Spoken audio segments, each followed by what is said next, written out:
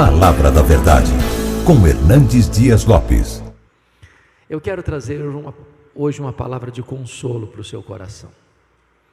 O texto que eu vou ler está em 1 Samuel. 1 Samuel capítulo 1.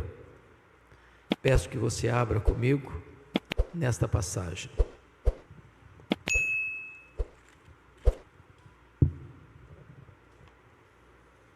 Primeiro Samuel capítulo 1. Começando com o verso 1, diz assim, eu estou seguindo a versão revista e atualizada, e diz, houve um homem de Ramataim Zofim, da região montanhosa de Efraim, cujo nome era Eucana, filho de Jeroão, filho de Eliú, filho de Tou, filho de Zufi, efraimita. Tinha ele duas mulheres, uma se chamava Ana e a outra Penina. Penina tinha filhos, Ana, porém, não os tinha. Este homem subia da sua cidade de ano em ano a adorar e a sacrificar ao Senhor dos Exércitos em Siló. Estavam ali os dois filhos de Eli, Rofni e Finéias, como sacerdotes do Senhor. No dia em que Eucana oferecia o seu sacrifício, dava ele porções deste a Penina, sua mulher, e a todos os seus filhos e filhas. A Ana, porém, dava porção dupla, porque ele a amava, ainda mesmo que o Senhor a houvesse deixado estéril. A sua rival a provocava excessivamente para a irritar, porquanto o Senhor lhe havia cerrado a madre. E assim o fazia ele de ano em ano.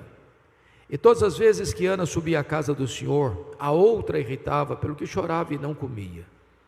Então Eucana, seu marido, lhe disse, Ana, por que choras?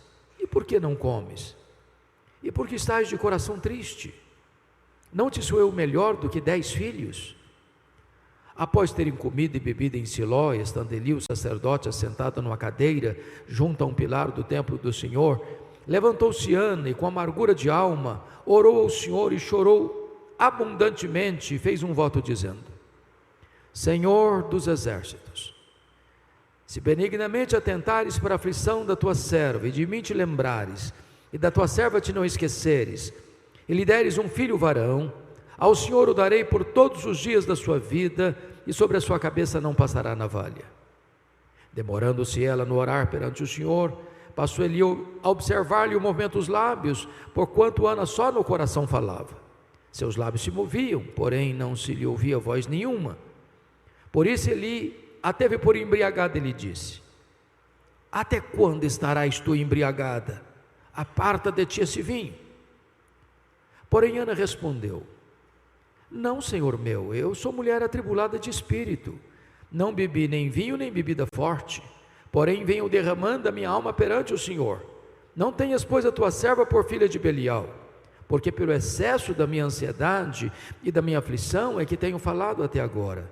Então lhe respondeu Eli, vai-te em paz, e o Deus de Israel te conceda a petição que lhe fizeste. E disse ela, acha a tua serva mercê diante de ti. Assim a mulher se foi seu caminho e comeu, e o seu semblante já não era triste.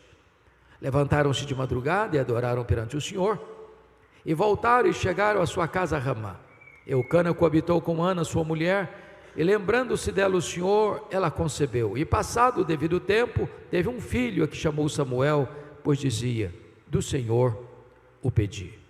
Verso 26, disse Ana a Eli, meu Senhor, tão certo como vives, eu sou aquela mulher que aqui esteve contigo orando ao Senhor. Por este menino orava eu, e o Senhor me concedeu a petição que eu lhe fizera, pelo que também o trago como devolvida ao Senhor, por todos os dias que viver, pois do Senhor o pedi, e eles adoraram ali o Senhor. Amém. O tema que eu quero tratar nesta noite é, não desista de seus sonhos. Não desista de seus sonhos. Era o ano de 1952 na Nova Zelândia, quando um grande esportista daquele país nutriu um sonho inédito, audacioso, o sonho de escalar a montanha mais alta do planeta, o sonho de chegar no topo do Pico Everest com mais de 8.800 metros de altitude. Ele se preparou para aquela grande empreitada da sua vida. Quando partiu para realizar o seu sonho, ele fracassou. Ele não conseguiu chegar no topo do Everest. Meses depois, ele foi convidado para dar uma palestra em Londres, e quando ele chegou no auditório, propositadamente as pessoas colocaram uma grande gravura do Monte Everest na parede. Ele entrou no auditório, olhou para a gravura, abaixou a cabeça, dirigiu-se à plataforma. Quando passaram-lhe a palavra, por um momento, ele esqueceu seu auditório, voltou-se para a gravura e disse: Monte Everest, da primeira vez tu me derrotaste, tu não podes crescer mais, mas eu ainda estou crescendo, da próxima vez eu te vencerei. 6 meses depois, Edmund Hillary era o primeiro homem da história da humanidade a chegar no topo do pico Everest, deixando para nós um legado: não desista de seus sonhos. Eu sei que todos nós aqui temos sonhos.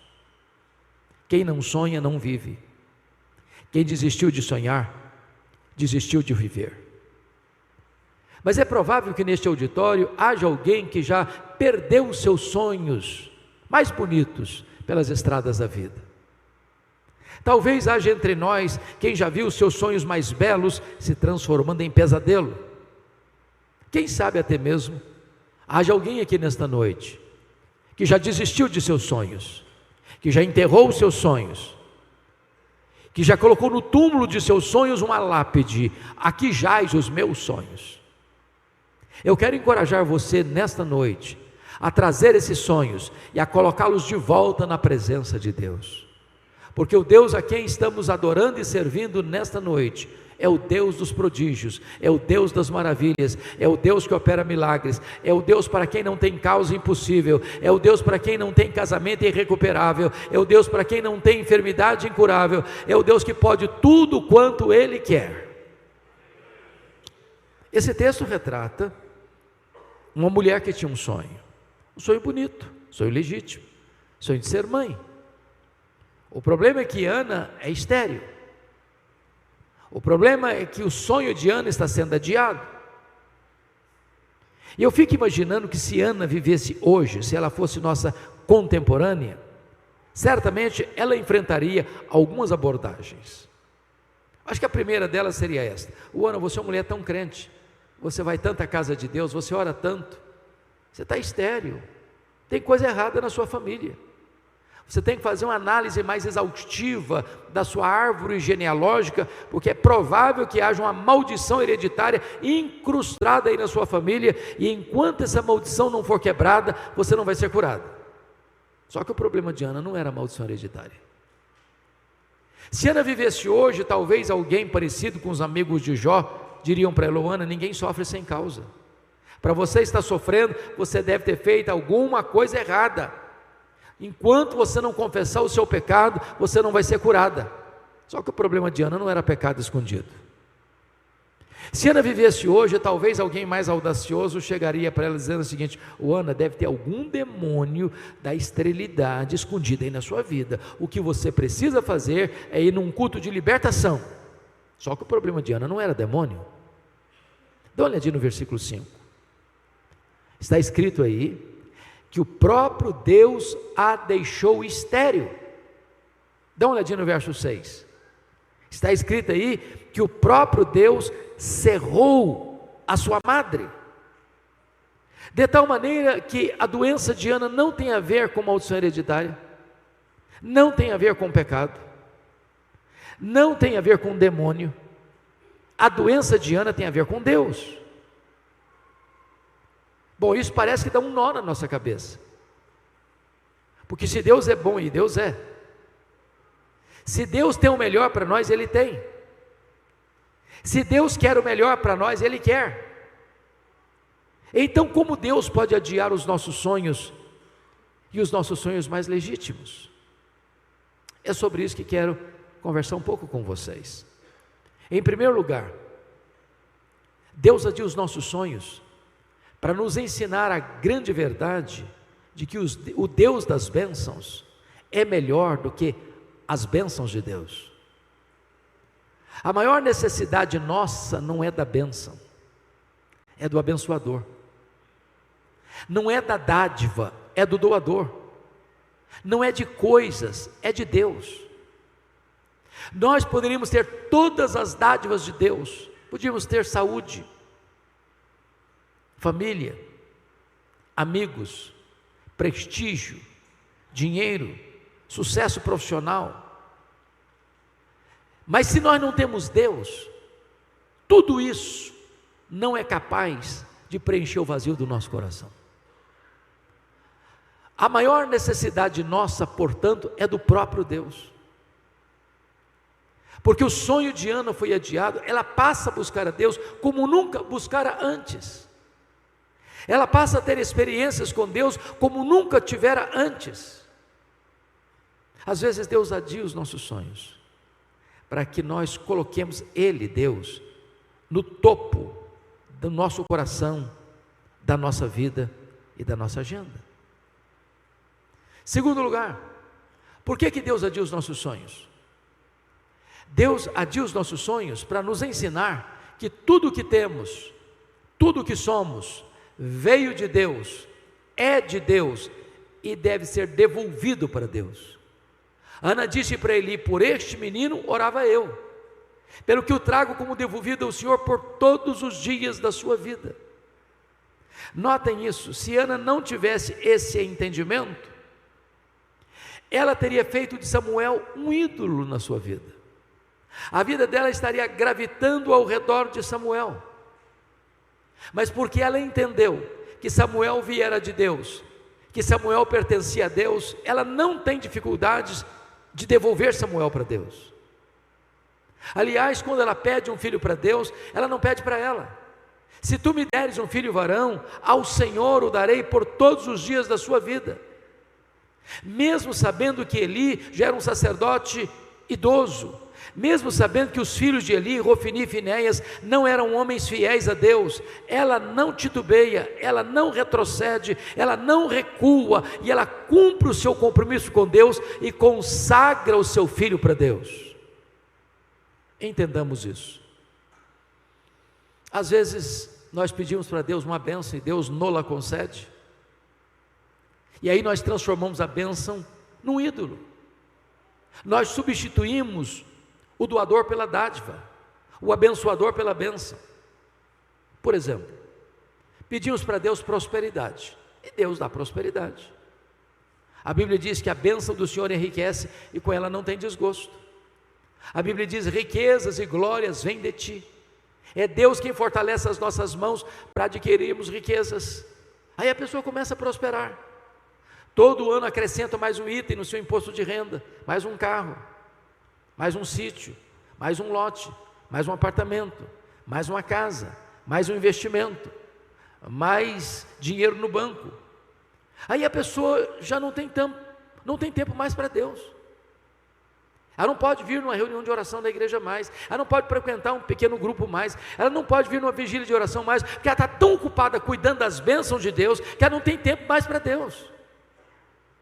Ela substituiu o Criador pela criatura, o doador pela dádiva, o abençoador pela bênção. Meus amados, precisamos entender que tudo o que nós temos e tudo o que nós somos veio de Deus, é de Deus e deve ser devolvido para Deus. A vida que temos é de Deus, a família que temos é de Deus, a casa que moramos é de Deus, o carro que andamos é de Deus, a saúde que temos é de Deus, o trabalho que temos veio de Deus, tudo veio de Deus. Então devolva para Deus o melhor daquilo que Deus lhe tem dado. Põe o seu Samuel no altar de Deus. Terceiro lugar, por que Deus adia os nossos sonhos?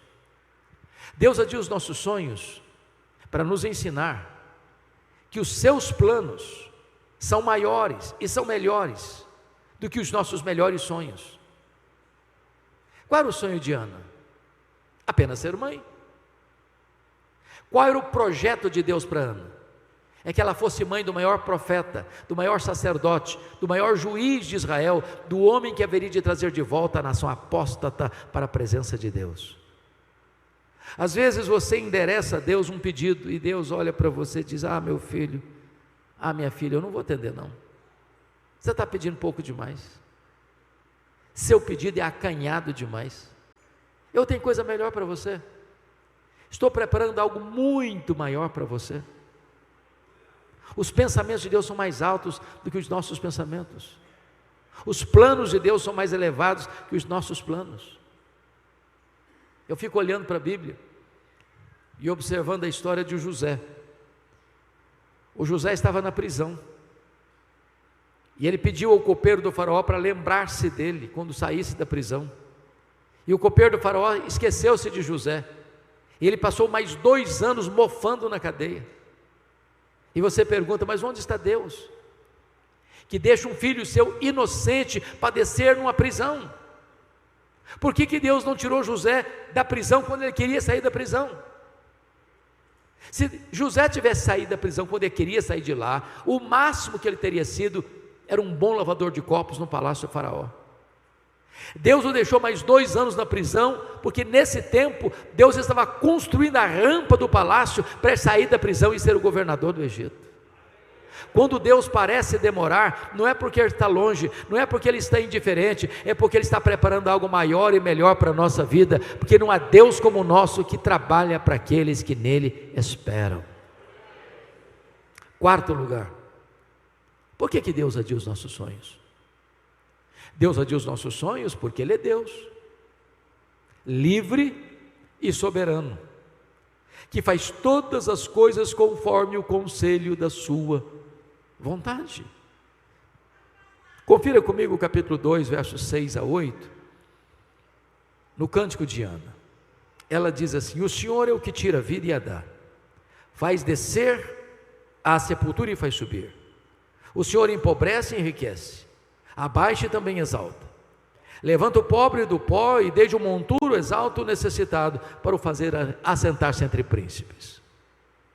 Pelas minhas andanças por esse Brasil, vejo às vezes algumas coisas, pastor Júlio, que me incomodam muito.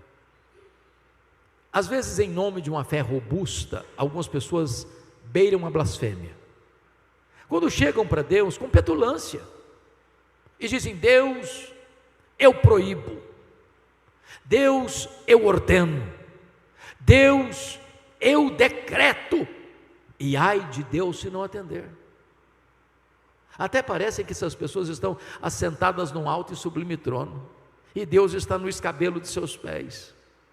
Mas que tolice, que meninice espiritual.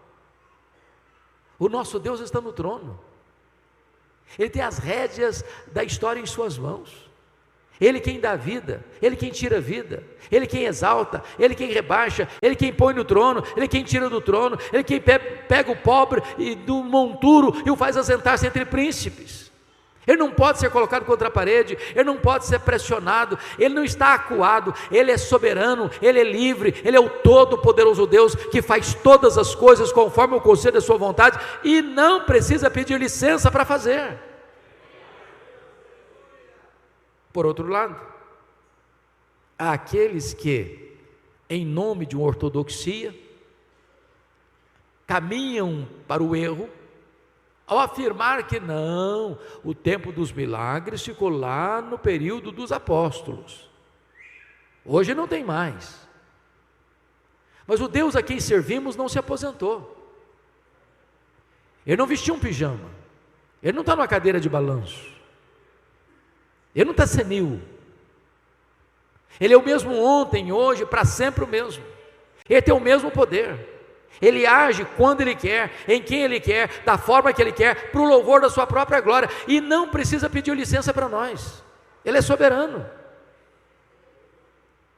Eu fico olhando Ana, como mulher crente que era, certamente também esclarecida.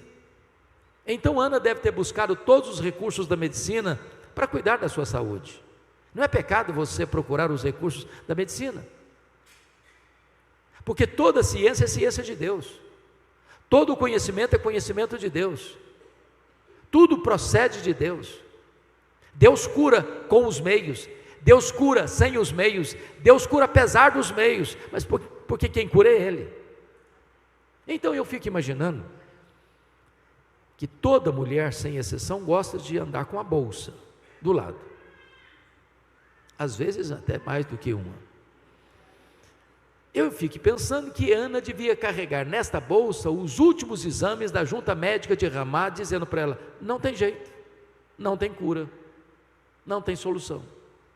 Mas Ana entendia outra coisa: se Deus quiser, tem jeito, porque a última palavra não é da ciência, a última palavra não é da medicina, a última palavra é do Deus vivo. Se Ele quiser, tem jeito. É por isso que Ana ora, é por isso que Ana chora, é por isso que Ana jejua, é por isso que Ana insiste, é por isso que ela bate à porta da graça, é por isso que ela não desiste de esperar um milagre. Deus opera maravilhas ainda hoje. Eu estava fazendo uma visita há muitos anos lá em Vitória, no hospital. Quando eu chego na porta do hospital, tinham 3 pessoas na porta, 3 mulheres, e uma jovem, dentre elas, uma das 3 pessoas era uma jovem de 17 anos. Essa menina estava num estado avançado, num tratamento de câncer, com muitas metástases pelo seu corpo.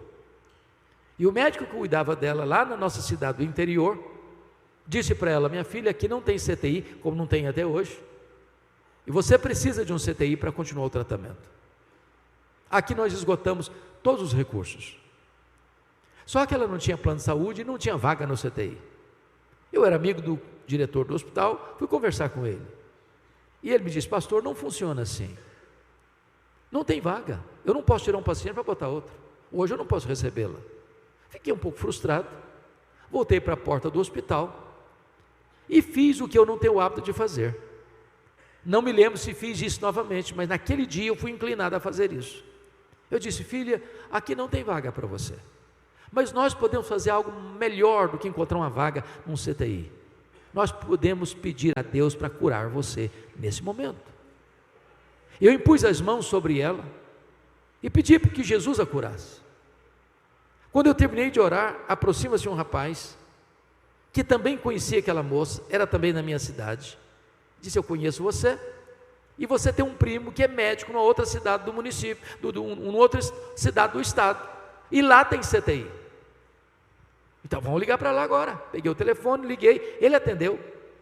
Falou: pode trazer minha prima para cá, aqui tem CTI, aqui tem vaga, traga todos os exames que eu quero olhar. Ela foi 190 quilômetros. Quando chega lá, ele constata a gravidade do problema pelos exames, submeteu-a a novos e rigorosos exames e não encontrou absolutamente nada no seu corpo. Aquela moça voltou para sua casa naquele mesmo dia. Todos os anos eu prego lá na minha igreja, na minha cidade, período de Natal e Ano Novo. O ano passado, pregando lá, terminado o culto, fomos tirar algumas fotos com algumas pessoas. Aproxima-se uma jovem senhora, bonita inclusive, dos seus 37, 38 anos, e fez-me uma pergunta que nunca se deve fazer a um pastor. E a pergunta é esta: o senhor se lembra de mim? Nunca faça essa pergunta a um pastor, porque vai constrangê-lo. Eu olhei para ela, tornei a olhar, e disse: a senhora me perdoe, mas eu não estou lembrado da senhora não. Ela me respondeu: eu sou aquela moça que o senhor orou há 20 anos, lá na porta do hospital. Jesus me curou naquele dia, e nunca mais eu tive qualquer sintoma da doença. Jesus me curou. O que eu estou lhe dizendo é que se Jesus quiser, tem jeito. Não estou falando que todas as pessoas pelas quais eu, você, ou o pastor Júlio, ou qualquer de nós aqui vai orar e que vai ser curado. Não estou afirmando isso. O que eu estou afirmando é que se Deus quiser, tem jeito. Então não desista de seus sonhos. Lute por eles, ore por eles, chore por eles, jejue por eles. Não desista de ver Deus fazendo algo extraordinário na sua vida. Mas agora,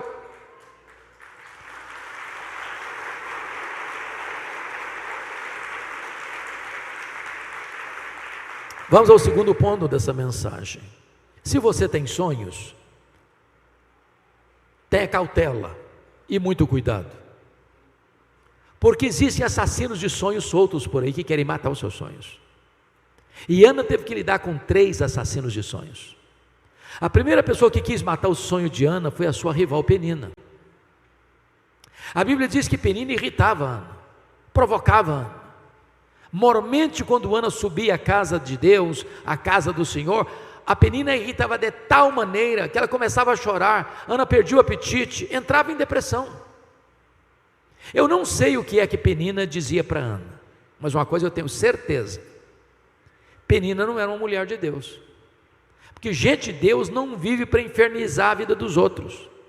Gente de Deus é bálsamo, gente de Deus é aliviador de tensões.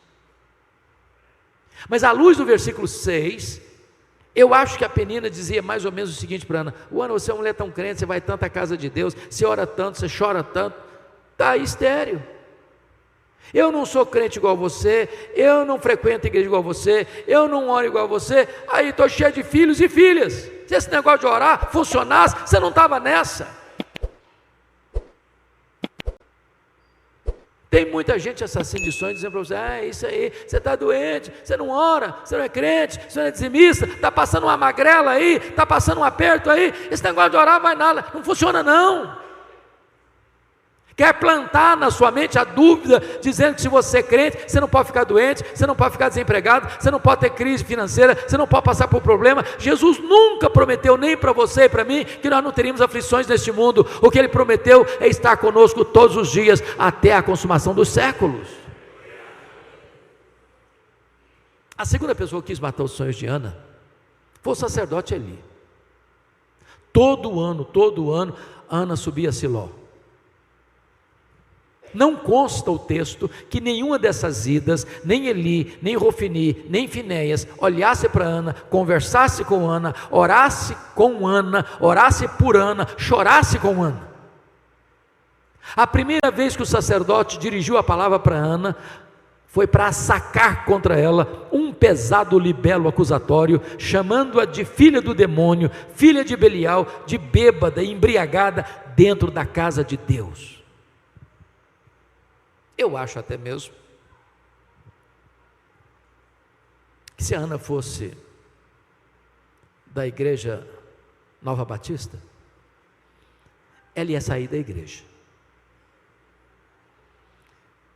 Eu acho que ela faria até um pouco mais. Eu acho que ela ia fazer uma campanha para tirar o pastor Eli da igreja. Por muito menos as pessoas fazem isso hoje. Você conhece crente cristal? Porcelana? Qualquer coisinha se melindra, qualquer coisinha, então eu nunca mais volto nessa igreja. Ana era uma mulher madura,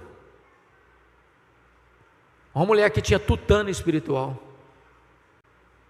Ela disse: não, meu senhor, não estou bêbada não, eu sou uma mulher atribulada de espírito, o que eu estou fazendo é derramando a minha alma perante o meu Deus. Mas havia um terceiro assassino de sonho na vida de Ana: Eucana, seu marido. Pasmem vocês, Eucana era um maridão, era um homem presente, um homem amoroso, um homem provedor. Mas o Eucana tinha um problema: cabeça dura demais. Eu acho que ele não acreditava em milagres, porque conhecia a história da redenção. Ele sabia como Deus havia curado Sara, ele sabia como Deus havia curado Rebeca, ele sabia como Deus havia curado Raquel. Ele via Ana chorando, ele via Ana orando, ele via Ana clamando a Deus constantemente para ser curada. Não consta a Bíblia em momento nenhum que ele chegasse para ela dizendo: oh, Ana, eu vejo que você ora, eu vejo que você jejua, eu vejo que você pede, conta comigo, eu estou do seu lado, eu vou orar com você, eu vou orar por você, quem sabe Deus faça um milagre na sua vida. Não consta a Bíblia que ele tenha feito isso. Mas o versículo 8 consta que ele chamou Ana para uma conversa. Eu vou parafrasear essa conversa. Eu acho que foi mais ou menos o seguinte: Ana, vem cá, filha, vem cá, eu preciso bater um papo com você. Ô Ana, falando sério, não dá mais. Esse negócio de ser mãe está virando uma obsessão na sua vida. Você está doente, mulher, você só sabe chorar. Para com isso, chega. Você não sabe que a junta médica de Ramá já deu o diagnóstico que não tem cura? Para que você insiste? Aliás, Ana, você não está nem aproveitando o maridão que você tem. Você não sabe que eu sou melhor que 10 filhos para você? Se fosse hoje eu diria: Ana, pense em mim, liga para mim, chore por mim, não chore por ele, Ana. Tem assassino de sonho aí bem perto de você, cuidado. Não desista de seus sonhos. Terceiro e último ponto: o que fazer quando os nossos sonhos estão sendo adiados? Ana nos ensina 3 coisas. Primeiro, se os seus sonhos ainda estão sendo adiados, continue crendo, continue orando, continue jejuando, continue chorando, continue batendo a porta da graça de Deus. Não retroceda, não pare, não desista, ande um pouco mais, chore um pouco mais, ore um pouco mais, jejue um pouco mais, persevere um pouco mais. Tem gente que joga a toalha cedo demais, tem gente que desiste no meio da caminhada, tem gente que para no limiar da terra prometida. O tempo nosso não é o tempo de Deus. Então continue, então prossiga. Meus irmãos, quantos casamentos acabaram porque faltou um pouquinho mais de paciência, um pouquinho mais de ternura, um pouquinho mais de perdão. Não desista, não abra mão da vitória. Me permita ilustrar. Norman Vincent Peale foi um pastor metodista. Ele escreveu o seu primeiro livro, O Poder do Pensamento Positivo, e procurou uma editora para publicar o seu livro. Acho que quase todo o primeiro livro de um escritor, ele vai ter problema para publicar, via de regra. Não é que as editoras olharam e não gostaram do conteúdo, não. Elas têm medo de investir. Aí dão uma desculpa: não, esse ano não dá, esse ano não faz parte da filosofia, não faz parte do calendário, quem sabe o ano que vem, quem sabe outra oportunidade, e vão dando algumas desculpas.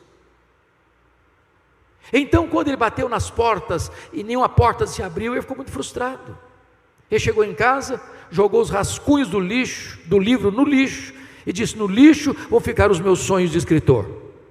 Dona Ruth, sua mulher, mais crente e mais otimista do que ele, como via de regra as mulheres são, pegou os rascunhos do lixo e disse: eu vou lutar pelos seus sonhos, eu acredito nos seus sonhos, eu vou correr atrás de novas editoras. Encontrou uma editora que se interessou pelo livro. Resultado: esse livro já vendeu mais de 40 milhões de exemplares. Um dos maiores best-sellers da literatura. Estavam no lixo. Não desista de seus sonhos. Na política americana tem um homem que me impressiona muito, Franklin Delano Roosevelt.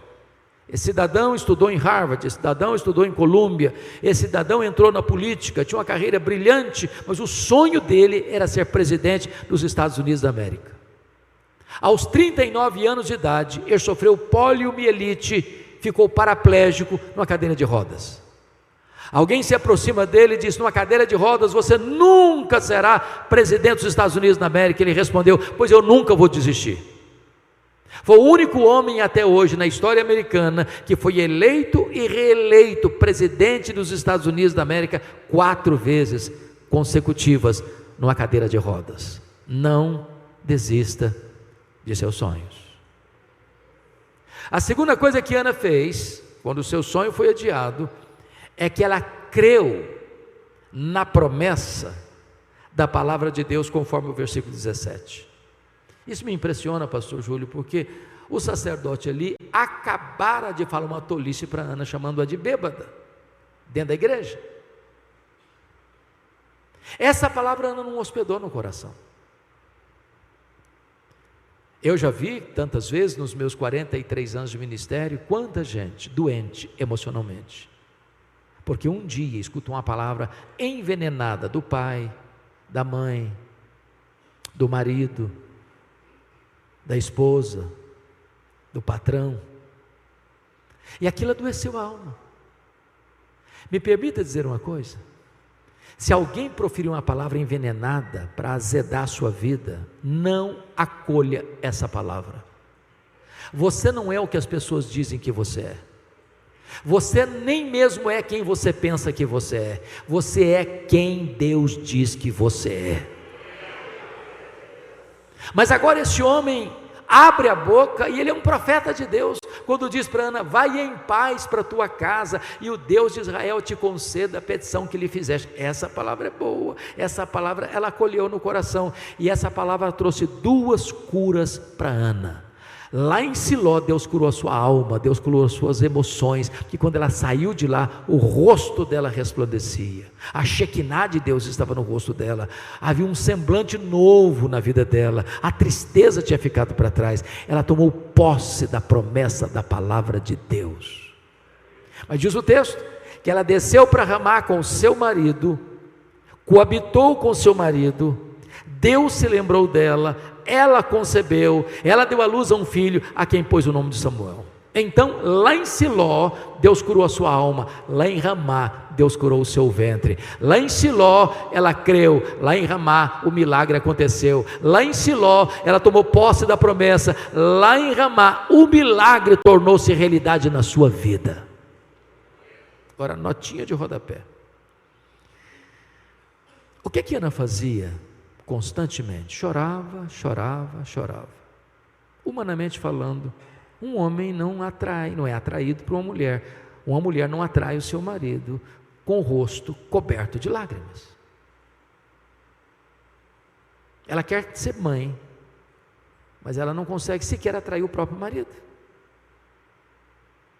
Eu fico imaginando, brincando um pouco com vocês, que quando Ana saiu de Siló, rosto brilhando, eu acho que ela passou os melhores cosméticos, botou o melhor perfume, colocou a melhor roupa, e o Eucana disse: uau, vai ter avivamento lá em casa hoje?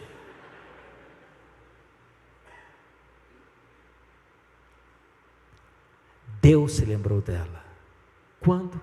Quando ela creu na promessa de Deus. Eu quero dizer para você que Deus é avalista da sua própria palavra. O que Ele promete, Ele cumpre. E o que Ele faz, ninguém pode impedir a mão de Deus de fazê-lo. Mas a última coisa que Ana fez foi voltar às trincheiras da luta.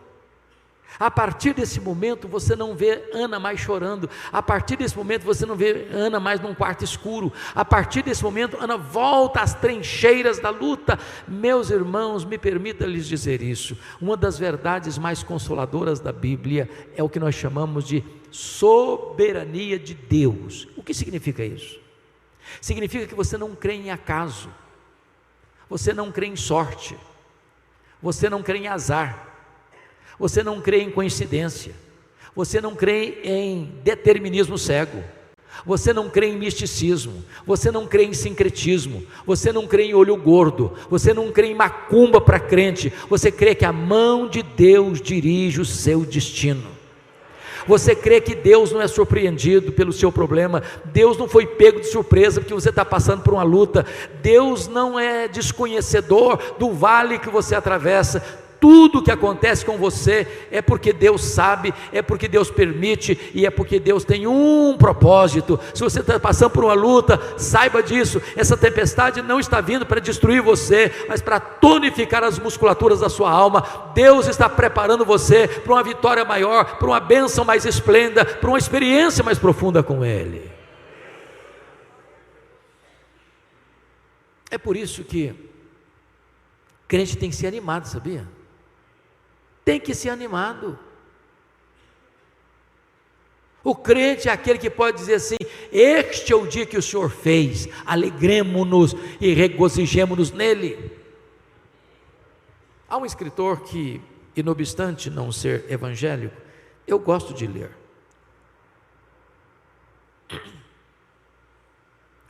Og Mandino, não sei se você já leu O Maior Vendedor do Mundo, vale a pena.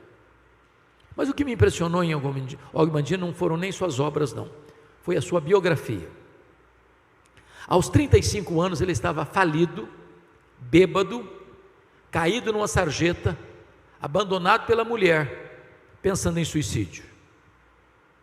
10 anos depois, aos 45 anos, Ele estava no topo da fama mundial, escrevendo livros lidos e traduzidos no mundo inteiro, encorajando as pessoas a viverem com otimismo. Aí eu fico pensando, se um cara que nem crente consegue viver com otimismo, e você, que é filho de Deus, que tem seu nome escrito no livro da vida, que foi selado com o Espírito Santo, que está aguardando a gloriosa volta do Senhor Jesus? Você tem que ser animado, meu irmão. Para de reclamar da vida. Mas o Og Mandino, no seu livro autobiográfico, dá uma boa dica para você começar o seu dia animado. E é muito simples a dica dele. Você quer começar o seu dia animado? Diz ele, faz o seguinte: naquela época, hoje não dá mais, compre o melhor jornal da sociedade, porque hoje não compramos mais jornal, não é verdade? Você tem tudo aí no seu smartphone. Mas então abra o seu smartphone no melhor jornal, eu não sei se é Folha, se é Estadão, da sua preferência. Agora, você não é tão corajoso, audacioso, a ponto de querer começar o seu dia lendo as páginas políticas. Você vai ficar depressivo, você vai ficar com raiva, você vai perder seu dia, então pula logo essa página. Claro, você também não é tão corajoso a ponto de querer começar o seu dia lendo as páginas econômicas, porque a coisa está feia para o nosso lado. A taxa de juros está 15% ao ano, a economia está derretendo, e você vai ficar em pânico, então pula também a página econômica. Bom, é claro que você também não é tão corajoso assim para que começar o seu dia lendo as páginas policiais, você vai ficar com medo até de sair de casa, então pula essa página também. Bom, claro, você também não vai querer começar o seu dia lendo as páginas esportivas. De repente você é corintiano, não conseguiu ir para a Copa, está passando uma crise madonha, e aí você vai ficar triste, deprimido, então pula também essa página. Você quer começar o seu dia animado mesmo? Diz ele, começa lendo a página do obituário, a lista das pessoas que morreram. Só um detalhe, você tem que ler tudo. Tudo. Lê nome grande, não, porque tudo. Quando você terminar essa leitura, você vai descobrir algo fantástico. Você vai descobrir que o seu nome não está nessa lista. Você vai descobrir que as pessoas que estão nessa lista dariam tudo para estar no seu lugar. Você vai descobrir que você está vivo, e se você está vivo, um milagre de Deus pode acontecer na sua vida hoje. Não desista de seus sonhos.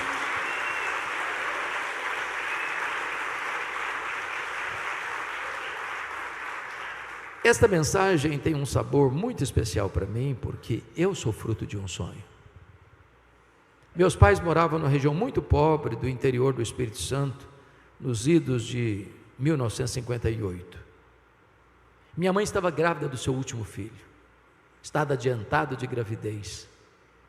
Não tinha carro, não tinha estrada, não tinha médico. Quando a pessoa ficava doente, ela tinha que ser transportada numa padiola, um lençol amarrado num varal e duas pessoas carregando pela trilha. O meu pai sabia que a minha mãe não suportaria uma viagem de 40 quilômetros, onde ficava um posto médico. Então ele mandou chamar um médico. Ele veio, examinou a minha mãe e disse: essa mulher não vai sobreviver. Ela está muito doente, ela está muito fraca. O bebê que está no ventre dela tem agonia de morte.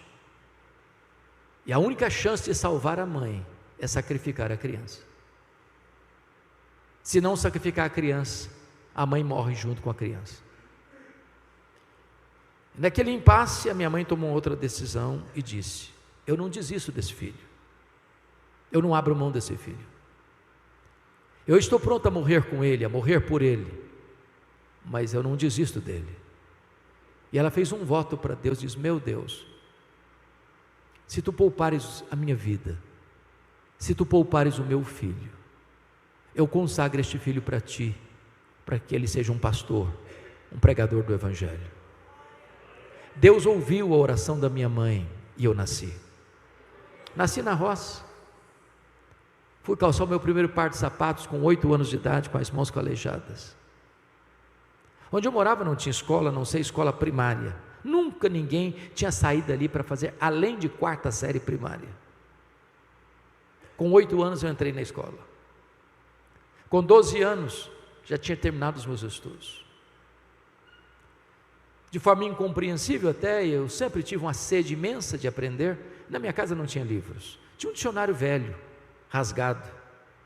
E com 10 anos de idade eu começo a decorar as principais palavras daquele dicionário. Por providência divina, a professora que me alfabetizou estava se mudando para Vitória. Sabendo do meu sonho de estudar, ela me perguntou: você tem coragem de vir comigo? E eu, que nunca tinha dormido uma noite fora de casa, respondi para ela: se os meus pais deixarem, eu vou. Com 12 anos eu nunca tinha visto um aparelho de televisão. Com 12 anos eu nunca tinha entrado numa cidade. Com 12 anos eu subi na carroceria de um caminhão e fui parar no pior bairro da Grande Vitória, dentro de um mangue, do lado de um prostíbulo, um barraco de tábuas de 4 cômodos, com 10 pessoas.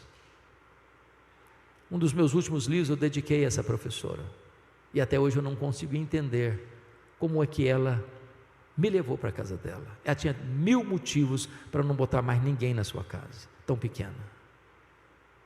Mas foram tempos dificílimos. Muitas vezes, eu namorei um pão de sal na vitrine de um botequim, com muita fome, e não tinha dinheiro para comprar um pão de sal para comer. Muitas vezes procurei açúcar, farinha para comer, não tinha açúcar ou farinha para comer, e eu chorava muito. Mas eu tinha um sonho, eu queria lutar por ele. Mas pasmem vocês, o meu sonho era ser político e advogado. Naquela época as eleições eram realizadas nos palanques, as campanhas eram nos palanques em praça pública. Enquanto o último orador não descia do palanque, as luzes não apagavam, eu não ia embora. No dia que eu fiz 18 anos, eu tirei meu título e me filiei num partido. Eu tinha sonhos. Até o dia que eu conversei com um presbítero, homem de Deus, e contei para ele os meus sonhos e disse: depois que eu realizar os meus sonhos e for um político de projeção e um advogado de sucesso, eu quero encerrar minha biografia entrando num seminário para pregar o evangelho no final da minha vida. E esse homem literalmente botou o dedo no meu nariz e com a autoridade de Deus ele disse: você quer dar as sobras para Deus. Deus quer você agora, Deus quer você na sua juventude, Deus quer a sua força e a sua inteligência hoje. E aquela palavra entrou no meu coração como uma flecha. Eu saí dali 1000% convencido de que ali Deus estava me chamando para o ministério.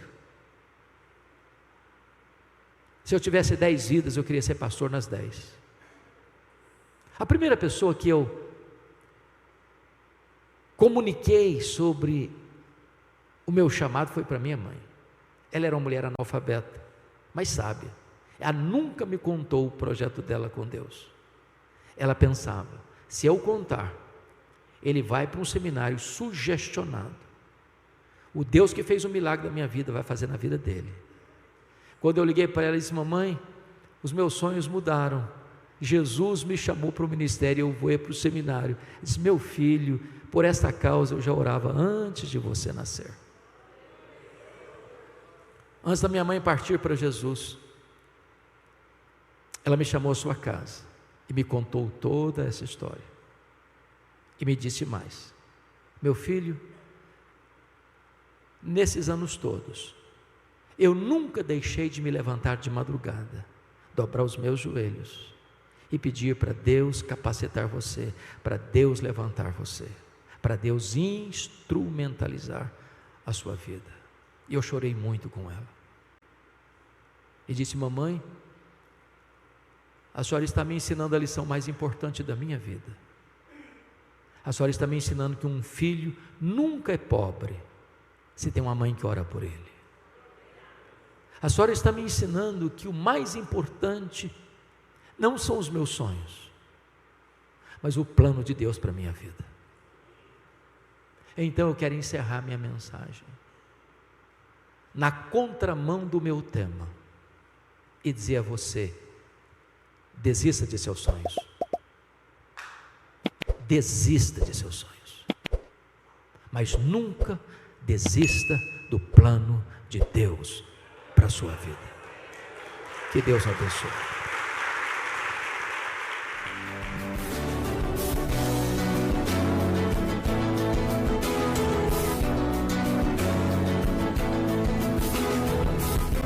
Palavra da Verdade, com Hernandes Dias Lopes.